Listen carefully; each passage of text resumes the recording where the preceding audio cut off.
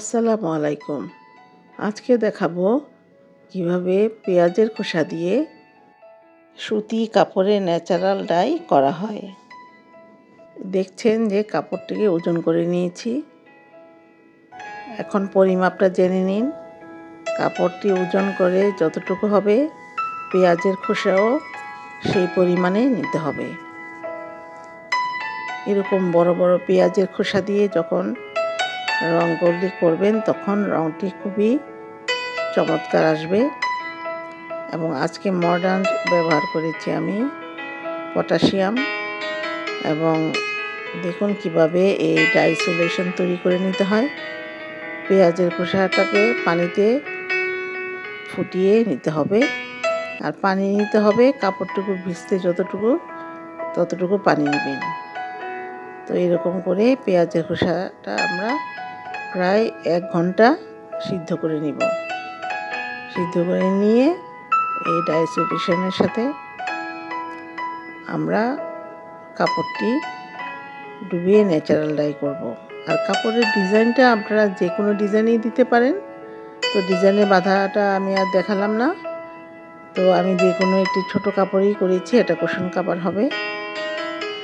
তো এরকম গরম অবস্থাতেই কিন্তু এই ন্যাচারাল ডাইটা করতে হয়। আর পানির তাপমাত্রাটা এই যে দেখুন কি চমৎকার, কিন্তু এই পেঁয়াজের ডাই সলিউশনের রঙটা এসেছে। তো এখন চলুন রঙে চলে যাই কিভাবে করছি। তো আমি যতটুকু সম্ভব চেষ্টা করেছি আজকের ভিডিওটা করার জন্য। তো এই যে কেমিক্যাল নিতে হবে কাপড়ের থেকে, যেহেতু এটা একটু পটাশিয়ামটা একটু লালচে, এখানে কাপড়ের ওজন থেকে 20% এই পটাশিয়ামটা দিতে হবে। তারপরেও এই কেমিক্যাল কম বেশি দেওয়া যাবে। এই কাপড়টিকে এই কেমিক্যালের পানিতে 20 মিনিট ভিজিয়ে রাখবো। তারপর দিব পেঁয়াজের খোসার পানিতে আরও 20 মিনিট। এটা চুলাতেও করা যাবে, উপরেও করা যাবে। এভাবে কাপড়টি রঙের পানিতে 20 মিনিট এবং কেমিক্যালের পানিতে 20 মিনিট, এই নিয়মে 2 থেকে 3 বার ডুবিয়ে নিব।